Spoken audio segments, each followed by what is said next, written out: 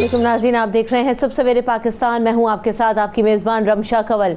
हम बात करते हैं कि किसी भी मुल्क में अच्छा शहरी होने का सबूत देने की मिसालें हम देते हैं, लेकिन जब हम अपने मुल्क की बात करते हैं या हम अपनी ज़ात की बात करते हैं तो सबसे पहले जो अच्छा मुल्क बनाते हैं वो कौम बनाती है। अच्छा शहरी बनने की सबसे ज़्यादा ज़रूरत है और उसके लिए जो सबसे इम्पॉर्टेंट चीज़ है वो है एहसास ज़िम्मेदारी।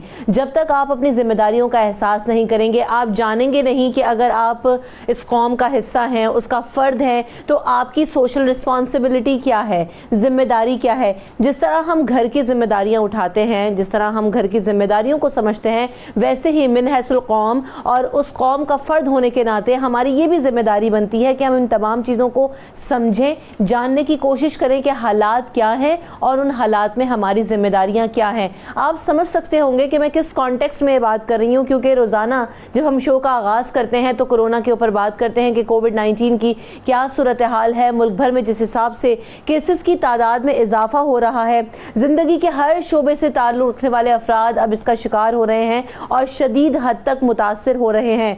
कुछ लोग अपनी ज़िम्मेदारियों का मुजाहरा नहीं कर रहे, जिस पर शदीद जो है ना वो तशवीश पाई जा रही है कि आखिरकार ऐसा क्यों है।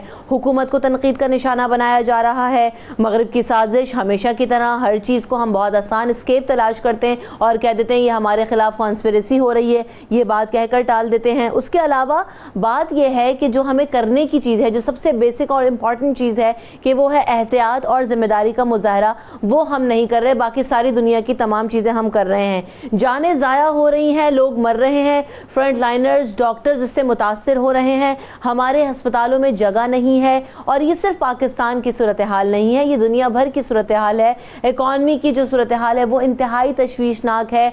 जिसका पहिया है, मईशत का पहिया, वो रुका हुआ है सारी दुनिया में। तो ऐसा नहीं है कि एक मजाक है, कॉन्स्पिरेसी है। और अगर है भी तो भाई आपको अपनी जान प्यारी तो होगी, उस जान का ही तहफ़्फ़ुज़ कर लें, उसी की हिफाजत कर लें, अपने लिए, अपने प्यारों के लिए, अपने घर वालों के लिए। तो क्या सूरत हाल है और हमें किस हद तक जिम्मेदारी का मुजाहरा करने की ज़रूरत है ताकि ये जो हालात काबू से बाहर हो रहे हैं हम अपना उसमें किरदार अदा कर सकें। तो कोरोना वायरस के हवाले से केसेस की क्या तादाद है और किस हद तक तेज़ी से बढ़ रहे हैं। गुज़िश्ता रोज़ की अगर बात की जाए तो 2636 केसेस थे, जिनमें 57 अफराद जो हैं वो जान से चले गए। अब क्या सूरत हाल है पिछले 24 घंटों से अब तक, हमारे नुमाइंदगान हमें अपडेट करेंगे। इब्राहिम रिंद हमें कराची और सिंध भर की सूरत हाल से आगाह करेंगे। दुआ मिर्जा हमारे साथ होंगी, पंजाब और लाहौर की बात करेंगे। इब्राहिम, सबसे पहले ये बताइएगा सिंध में कितने केसेस रिपोर्ट हो रहे हैं यौमिया, क्या सूरत हाल है सिंध के अस्पतालों में?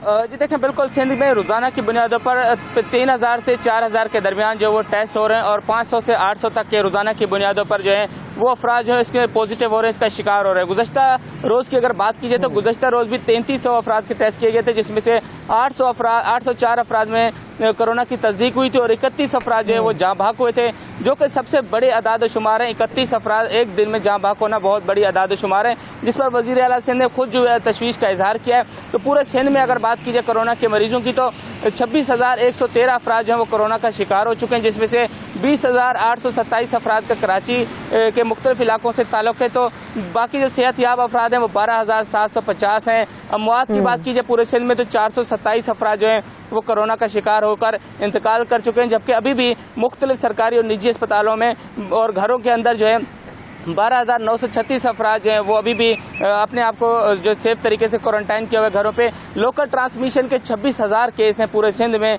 तो ये भी एक लोकल ट्रांसमिशन के बड़े आदाद शुमार सामने आ चुके हैं। जबकि इसके अलावा तमाम अस्पतालों में जगह नहीं है। ये सबसे पहले तो ये बताइएगा कि जो अस्पतालों में जगह नहीं है, सूरत हाल इंतहाई तशवीशनाक है, लोगों को घरों में आइसोलेट होने के लिए कहा गया है, क्या मॉनिटरिंग हो रही है, चेक एंड बैलेंस है, जो टीम्स हैं वो विजिट करती हैं कि ठीक तरीके से, प्रॉपर तरीके से लोग जो SOPs बनाए गए उनको फॉलो कर रहे हैं? इब्राहिम जी देखें, टीमें अभी जो तश्कील दे दी गई थी वो अब जो है लोगों के खौफ ज़दा होने की वजह से अब घरों पर नहीं जा रही, चेकिंग नहीं कर रही, क्योंकि शुरू में जिस इलाके में भी कोरोना का मरीज आता था तो उस इलाके को सील कर दिया जाता था, उसकी यूसीज को सील कर दिया जाता था और वहाँ पे लोग खौफजदा हो जाते थे। जिसके बाद महकमा सेहत ने एक नई SOPs जारी की कि खुद आवाम जो है अपनी मदद आप के तहत एहतियाती तदाबीर अपनाएं ताकि लोग जो है खौफजदा भी ना हो, उनके घरों पर मेडिकल टीमें ना जाएँ और पुलिस भी वहाँ पर ना जाए उनको लेकर ज़बरदस्ती क्वारंटाइन में या आइसोलेशन में दाखिल ना कराएं। तो वो तो अच्छा इकदाम किया गया हुकूमत की जानिब से, लेकिन अब आवाम की भी जिम्मेदारी है कि वो खुद एहतियाती तदाबीर अपनाएं, गैर जरूरी घरों से बाहर ना निकलें, अगर निकलना है तो मास्क सैनिटाइजर अपने साथ रखें, दूसरों के लिए भी हिफाजती इकदाम करें, अपने लिए भी हिफाजती इकदाम करें। लेकिन अब जो है जैसे ये बिल्कुल इब्राहिम हमारे साथ ही रहिएगा, लाहौर की सूरत हाल जानते हैं वहाँ क्या सिचुएशन है। दुआ मिर्जा बताइएगा, यौमिया कितने केसेस रिपोर्ट हो रहे हैं लाहौर में और खुसूसी तौर पे पंजाब में, क्या सूरत हाल है ओवरऑल?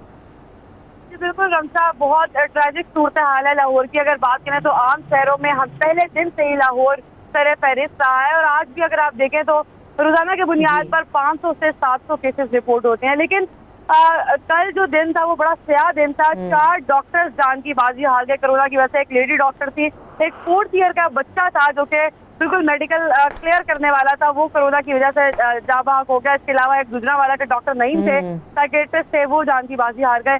अब हमें ये समझना पड़ेगा कि क्वारंटीना का जो एक लफ्ज है उसका मतलब है तिब्बी कैद, और कैद में किसी भी तरह की सहूलत मैसर नहीं होती। जब से हमने देखा है कि होम आइसोलेशन की इजाजत दी गई है, लोग इस बात को संजीदा नहीं ले रहे कि होम आइसोलेशन की इजाजत इसलिए दी गई है क्योंकि अस्पतालों में बिल्कुल जगह नहीं है। अब जो होम आइसोलेशन की पॉलिसीज है, लोग इतना ईजी हो गया है कि शायद अब उनको इजाजत है, वो जो 11 पॉइंट्स है जिन शराइत को पूरी करना, वो बड़े बेसिक पॉइंट्स है, उनको लोग अमूमी तौर पर सारी रिक्वायरमेंट्स पूरी कर लेते हैं। लेकिन जब वो घर में आइसोलेट हो रहे हैं तो मैंने 2-3 केसेस को खुद बताते खुद मॉनिटर किया है। मैंने देखा है वहाँ पर लोग बिल्कुल अगर एक शख्स जिसमें कोरोना पॉजिटिव है और वो अपने घर में क्वारंटीना हुआ है तो वो जी वॉक के लिए बाहर भी जा रहा है, इसी रास्ते से गुजर के जा रहा है कि मेरा दम घुट रहा है और या मैं बोर हो रहा हूँ। तो ये हमें समझना पड़ेगा कि क्वारंटीना का मतलब मुकम्मल तिब्बी कैद है। 14 दिन तक आप किसी भी शख्स से कांटेक्ट में नहीं आ सकते। ये सूरत हाल अगर हमने थोड़ी सी नरमी की है कि हॉस्पिटल्स में नहीं रखा जा रहा। बात वो ये दुआ मिर्जा कि जो मैंने सवाल इब्राहिम से भी किया और यूँ हॉस्पिटल के जो CEO हैं असद असलम साहब, उनसे भी जब हमने बात की थी तो यही कहा था कि उन्हीं लोगों ने मिलकर SOPs डिजाइन किए थे कि होम आइसोलेशन के लिए जो 12 पॉइंट्स हैं या जो SOPs दिए जाएंगे उस पर लोग घरों में अमल दरामद करेंगे और चेक एंड बैलेंस होगा। वो जब मौजूद होते हैं वो कहते हैं कि जनाब यहाँ पे टीम्स मॉनिटर भी कर रही हैं। क्या दुआ वैसी ही रियलिटी है, चेक एंड बैलेंस हो रहा है, टीम्स विजिट करती हैं कि जो लोग होम आइसोलेशन में हैं वो किस हद तक SOPs को फॉलो कर रहे हैं जैसे कि आप बता रही हैं, उससे तो नहीं लग रहा? लेकिन मुझे SOPs फॉलो नहीं हो रही, SOPs ना बाहर फॉलो हो रही है ना होम आइसोलेशन के अंदर फॉलो हो रही है, बल्कि लोग बहुत इजी हो गए कि अगर उनको कोरोना होगा भी तो पहले तो एक खौफ था कि टीम आएगी उनको ले जाएगी, पूरे मोहल्ले को पता चलेगा। अब तो लोग बड़ा इजी हो गए कि एक परफॉर्मा जमा करवाएंगे और जितनी भी SOPs हैं वो उस पर पूरा उतर जाएंगे और वो घरों में आइसोलेट हो जाएंगे। अब सूरत हाल ये है कि जो डॉक्टर्स हैं उन पर भी बहुत ज्यादा बर्डन है और केसेस जैसे ज्यादा बढ़ रहे हैं तो रिसोर्सेज हमारे पास कम है, मैन पावर भी कम है इस हवाले से। तो जो हॉस्पिटल में डॉक्टर जो टीम है उसमें बाकी भी बाहर बहुत काम देखने हैं, हर घर में जाकर मॉनिटर नहीं किया जा सक रहा अभी तक अनफॉर्चुनेटली। तो ये सूरत हाल में सोचनी पड़ेगी। बल्कि आज महकमा सेहत की जानिब से ये तजवीज़ भी दी गई है हुकूमत पंजाब को कि आप 28 दिन का मुकम्मल लॉकडाउन लगा दें क्योंकि लोग केसेस बहुत ज्यादा बढ़े हैं। और अनफॉर्चुनेट बात यह है कि अब क्रिटिकल केसेस बहुत ज्यादा बढ़े, लोग वेंटिलेटर पर फौरी शिफ्ट हो रहे हैं, लोगों का सांस का मसला बहुत ज्यादा बढ़ा है जिससे हम देख रहे हैं कि डेथ रेट बिल्कुल ऐसे ही सूरत हाल बहुत ख़राब हो रही है। तजावीज़ अब दी जा रही हैं, अब देखते हैं कि हुकूमत क्या फैसला करती है। लेकिन देन अगेन जो सोशल रिस्पॉन्सिबिलिटी है, आवाम रिस्पॉन्सिबिलिटी का मुजाहरा नहीं कर रहे तो कोई आपको जो है ना वो नहीं समझा सकता जब तक आप खुद ना समझना चाहें। तो ये चीज़ बहुत ज़्यादा ज़रूरी है। हम सबको अपनी जान और अपने जो घर वाले हैं उनका ख्याल रखना है, उसकी के लिए आप लोग इस बात को खुदारा समझिए। दुआ मिर्ज़ा आपने अपडेट किया, इब्राहिम आप हमारे साथ मौजूद थे, आप दोनों फील्ड में होते, अपना बहुत ख्याल रखिएगा, तमाम एहतियाती तदाबीर पर अमल कीजिए और अपनी टीम का ख्याल रखिए। Thank you so much for updating us. कोविड-19 की जो वबा की हम बात कर रहे हैं, जहां जिसकी वजह से मईशत का पहिया बुरी तरीके से जाम है, वहीं पर हमने देखा कि तालीमी इदारे सबसे पहले बंद कर दिए गए थे और अभी तक उनको नहीं खोला गया है। पाकिस्तान में जो सूरत हाल है, अब अगर दुनिया भर की सूरत हाल पर अगर नजर डालें तो न्यूजीलैंड में अल्हम्दुलिल्लाह हमने देखा है कि वहां पर बहुत अच्छी परफॉर्मेंस रही है और वहां पर लास्ट केस भी जो था वो अब रिकवर होकर अपने घर को जा चुका है। इसका मतलब यह है बज़ाहिर अभी वहां पर कोविड अंडर कंट्रोल है और सब कुछ क्लियर हो गया है, तो उन्होंने स्कूल्स SOPs के साथ खोल दिए हैं। ऑस्ट्रेलिया की अगर बात की जाए, उसके अलावा चीन की अगर बात की जाए तो उन्होंने भी SOPs डिज़ाइन किए हैं जहां पर अलहदा डेस्क बच्चों के लिए वो होगी जिसमें 1 मीटर का फासला रखा जाएगा, एक डेस्क पे एक ही बच्चा मौजूद होगा, सख्त हिफाजती इक़दाम किए जाएंगे, डिसइंफेक्टेंट गेट्स लगाए जाएंगे, मास्क पहनना लाजमी करार दिया गया है। तो ये सारी चीज़ें हैं जो छोटी छोटी हैं लेकिन उस पर अमल दरामद करवा कर इसको शिकस्त दी जा सकती है। तो क्या पाकिस्तान में स्कूल खोलने के लिए भी इसी तरह की SOPs डिज़ाइन हो रही हैं? कब तक खोले जा सकेंगे? बच्चों का तहफ़्फ़ुज़ कैसे यकीनी बनाया जा सकेगा? और ये जो तालीम का हर्ज हो रहा है इसको कैसे कंट्रोल करेंगे? आज हम इन तमाम चीज़ों पर बात करेंगे। मेरे साथ तारिक शाह साहब मौजूद हैं जो कि चेयरमैन है all Pakistan private school association के। Welcome to the show. Tariq साहब कैसे हैं आप? ठीक है, अल्लाह का शुक्र।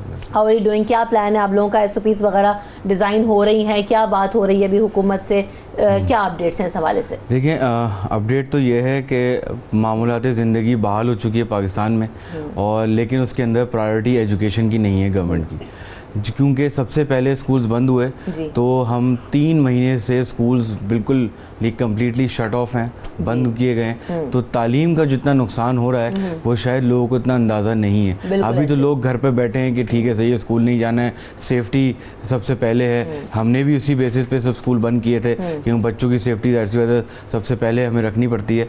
तो लेकिन अब जब सब चीज़ें बहाल हो रही हैं, जब सारे बिजनेसेस खुल रहे हैं, मार्केट्स खोल दी गई, बाज़ार खोल दिए गए, मॉल्स खोल दिए गए, और आज जो नोटिफिकेशन कल रात आया कि जिम्स भी और नॉर्मल चीज़ें जो भी छोटे कारोबारी इदारे हैं वो भी खोल दिए जाएंगे।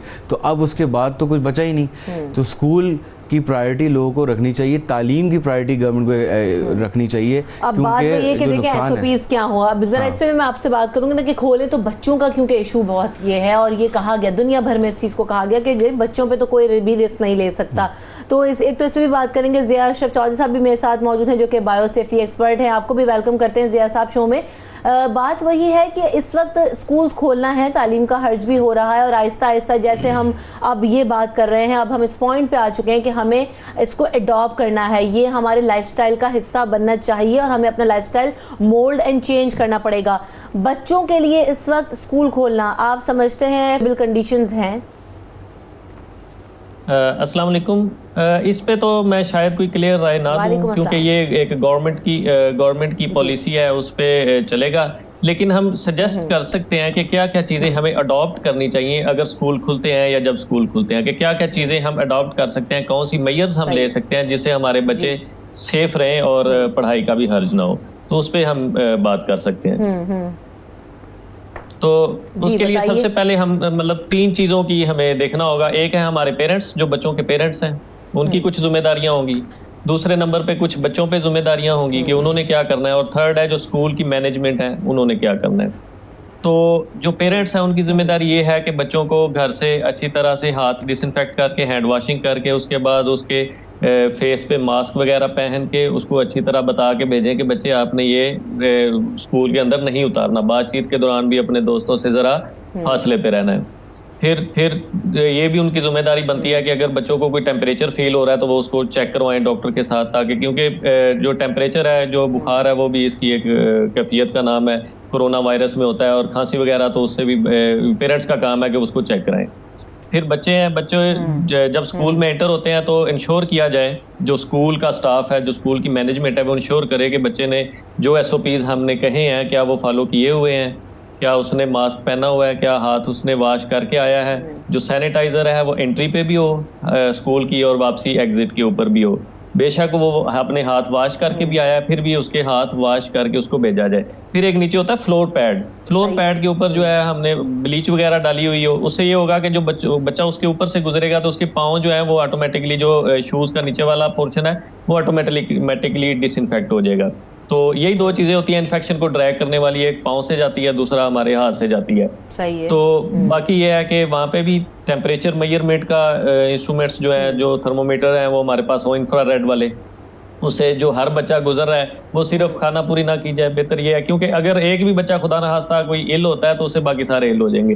तो खाना पूरी करने की बजाय हर बच्चे का मसला तो ये आता है ना कि एक स्कूल में इतने सारे बच्चे हैं, सबने एक टाइम पे स्कूल में चेक इन करना है, असेंबली में आना है, तो तो कैसे सबकी स्कैनिंग होगी तारिक शाह साहब? और जो हम ये टेम्परेचर चेक करने वाली बात कर रहे हैं, ये SOPs तो होंगे, लेकिन इसको फॉलो इतनी बड़ी तादाद में बच्चों के साथ कैसे इम्प्लीमेंटेबल होगा? देखिए, ये हमने गवर्नमेंट को भी सजेशन सबमिट किए हैं, SOPs सबमिट किए हैं जो हम फॉलो कर सकते हैं और हर स्कूल के लिए पॉसिबल भी है, क्योंकि जो इंडस्ट्रीज़ को SOPs दिए गए हैं वो ऑब्वियसली स्कूल्स में इम्प्लीमेंट नहीं हो सकते। बहुत सारी चीज़ें ऐसी कॉस्टली भी होते हैं, कुछ चीज़ें ऐसी होती हैं जो की नहीं जा सकती, लेकिन स्कूल्स के लिए हमने तो बहुत सारी चीज़ें जो हैं जो SOPs में सबमिट की हैं वो ये भी हैं कि देखें, एक बात उन्होंने सही की कि बच्चों को इनिशियली जब वो एंटर हों तो ग्लव्स, मास्क और उनके शूज़ को डिसइंफेक्ट किया जाए। इवन स्कूल को भी डिसइंफेक्ट किया जा सकता है और वो इतना कोई मुश्किल काम नहीं है।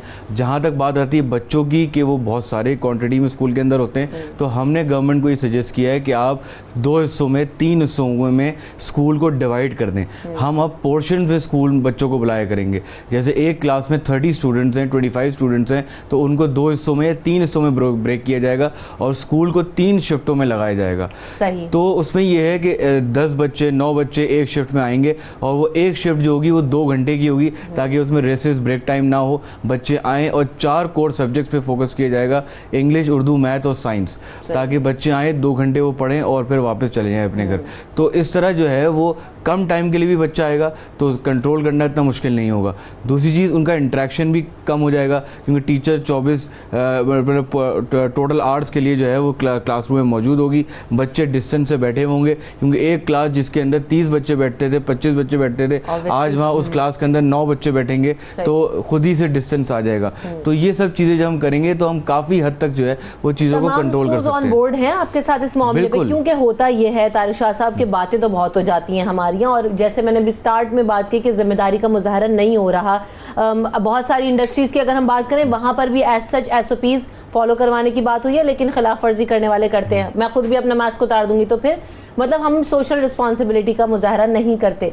तो ऐसे में स्कूल्स ऑन बोर्ड हैं आपके साथ तमाम कि हम जी बिल्कुल तैयार हैं कि ऐसा ही होगा? बिल्कुल, मैं आपको बताऊं, सब स्कूल्स तैयार हैं, क्योंकि एक एलिमेंट तो ये है कि बच्चों की सेफ्टी भी रखनी है, लेकिन दूसरा एलिमेंट जो है वो बच्चों की पढ़ाई का हर्ज हो रहा है। माँ बाप अब जो है परेशान हो रहे हैं कि अब बच्चों का क्या होगा, अगर मजीद 2-3 महीने स्कूल बंद रहेगा तो बच्चा तो बिल्कुल ज़ीरो हो जाएगा जितना पढ़ा है, क्योंकि बच्चों को कॉन्स्टेंटली कुछ ना कुछ पढ़ाना होता है। तो सारे स्कूल्स ऑन बोर्ड हैं और मैं आपको बताऊं कि बच्चों की सेफ्टी हर स्कूल की प्रायोरिटी होती है। किसी ने जब लास्ट टाइम APS आया था, जब आर्मी पब्लिक स्कूल का वाक़या हुआ था, तो उस वक्त भी स्कूल ने सिक्योरिटी को मेक श्योर किया था बच्चों के लिए, किसी भी तरह किया था, जिस तरह वो कर सकता था स्कूल, उसने मेक श्योर किया। तो अभी भी करेंगे इंशाल्लाह, और इसके अंदर पेरेंट को साथ देना पड़ेगा, बच्चों को हमें गाइडेंस फराहम करनी पड़ेगी, बच्चों को गाइड करना पड़ेगा। जो आज हमने मार्केट्स के अंदर हालात देखे वो हमारी तालीम का फुकदान ही था, हमारे यहाँ तरबियत का फुकदान था, जो लोगों ने SOPs फॉलो नहीं की जबकि करनी चाहिए थी। तो हमें ये लगता है कि तालीम से ज़्यादा हमारी तरबियत का फुकदान है और रहा है। और बिल्कुल मैं तो चाहूँगी कि स्कूल्स में भी अब इन चीज़ों पे फोकस किया जाए कि हम जो है वो क्रिएटिव लर्निंग की तरफ बढ़े, रादर देन कि बच्चों को कोर्स ख़त्म करवाना हो। ये हमने बड़ा जो है वो फेस किया है इस दफ़ा।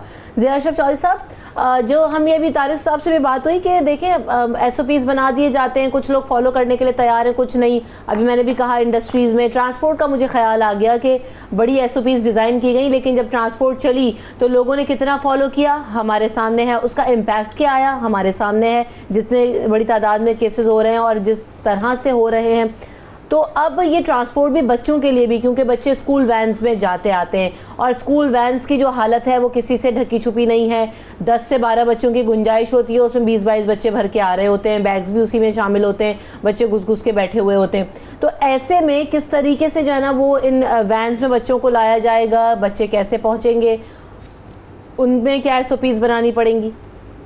जी रमशा, बिल्कुल ठीक बात है। जहाँ पे 6 की जगह हो वहाँ पे 8, 9, 10 बच्चे बिठाए होते हैं, कुछ बाहर लटके हुए भी नजर आते हैं। तो डेफिनेटली ये चीज़ अब पेरेंट्स की जिम्मेदारी है कि पेरेंट्स थोड़ा सा फाइनेंशियल बर्डन बढ़ेगा, इसमें कोई डाउट नहीं है। जब मतलब हमें डबल सीट्स या ट्रिपल सीट्स का वो उनसे रेंट लेंगे तो खर्चा बढ़ेगा, लेकिन उससे ये है कि हमारा बच्चा जो है वो सेफ रहेगा।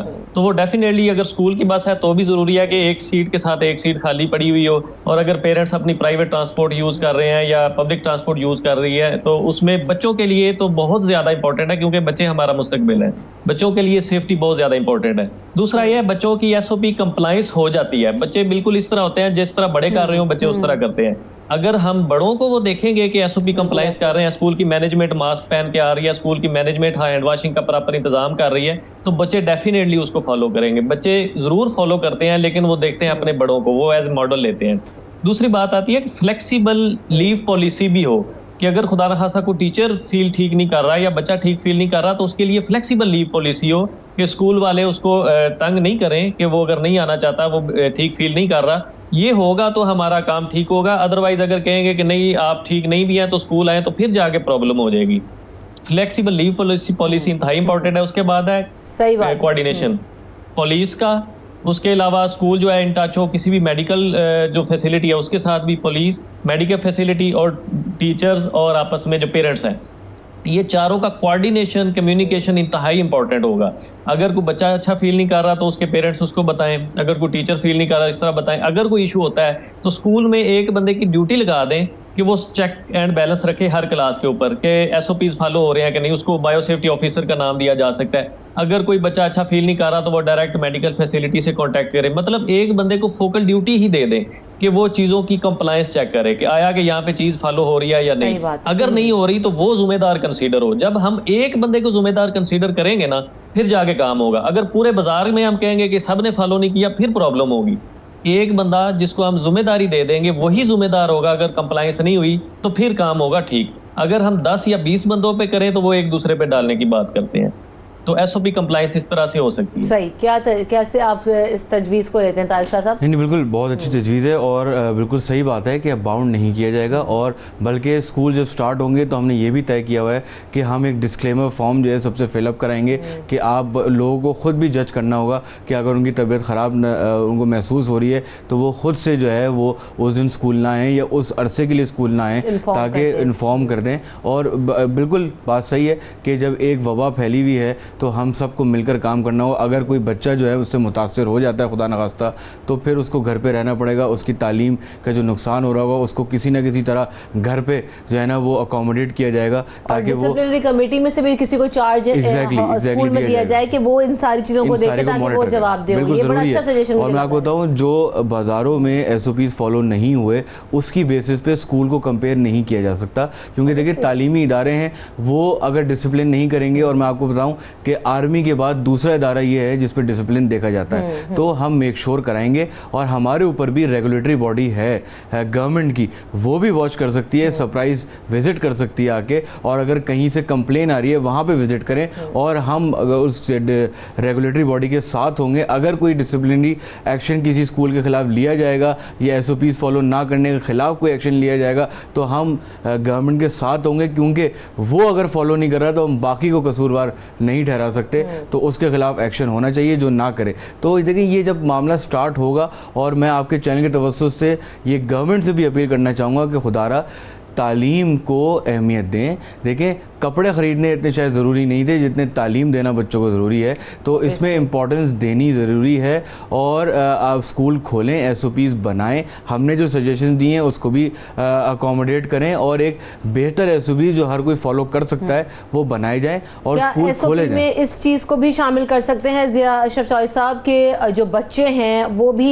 जो PPEs की हम बात कर रहे हैं, प्रोटेक्टिव गियर्स और इक्विपमेंट्स, उसका इस्तेमाल करें, जैसे ग्लव्स, मास्क, और आप वो यूनिफॉर्म की जगह वो भी पहन सकते हैं जो आप किड्स की हम बात कर रहे हैं, और हम इवन टीचर्स, ताकि तमाम ही लोग एक दूसरे से जो है ना वो महफूज रहें। और क्योंकि छोटे बच्चों को हैंडल करना ज़्यादा डिफिकल्ट होता है, शरारती भी होते हैं और उनको सोशल डिस्टेंसिंग समझाना भी मुश्किल होगा। बट देन अगेन स्कूल की जिम्मेदारी है कि उनको डिसिप्लिन सिखाया जाए, और शायद ये वक्त है कि हम बेहतर तरीके से और ज़्यादा कीनली बच्चों को ये चीज़ समझा देंगे। तो इज़ दैट पॉसिबल? ये करना कितना इफेक्टिव हो सकता है?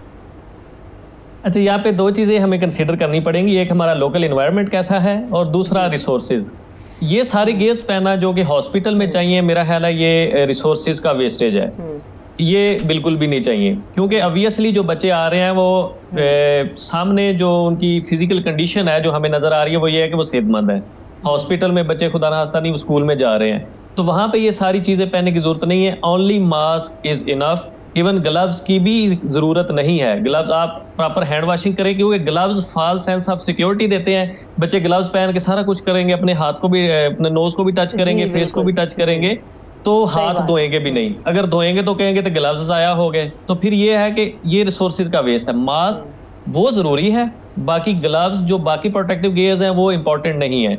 सबसे इंपॉर्टेंट है हमारा डिस्टेंस। सही, तो यानी टेम्परेचर चेक सबसे ज्यादा इंपॉर्टेंट है और मास्क सबसे ज्यादा इंपॉर्टेंट है, जिसे और सोशल डिस्टेंसिंग देन अगेन और डिसिप्लिन स्कूल में तो ऑब्वियसली होता ही है, लेकिन इसको मजीद मेक श्योर करना पड़ेगा। डिस्टेंस बिल्कुल। ज़िया साहब आपके वक्त का शुक्रिया, तायशा साहब आपने वक्त दिया, आप दोनों का बहुत शुक्रिया। बात यही है कि देखें, हमें जहाँ हम तमाम चीज़ों को खोल रहे हैं वहाँ हमें प्रायोरिटीज सेट करनी पड़ेंगी कि अभी हमारी जो माशरे के लिए सबसे इंपॉर्टेंट चीज़ क्या है, बच्चों की एजुकेशन, उस पर हमें काम करना होगा। SOPs डिज़ाइन करते हुए उसे भी नॉर्मलाइज करने की ज़रूरत होगी। ब्रेक की तरफ मुझे बढ़ा है, ब्रेक लेते हैं। ब्रेक के बाद अगले सेगमेंट में हाजिर होंगे, हमारे साथ रहिए। सुबह सवेरे पाकिस्तान।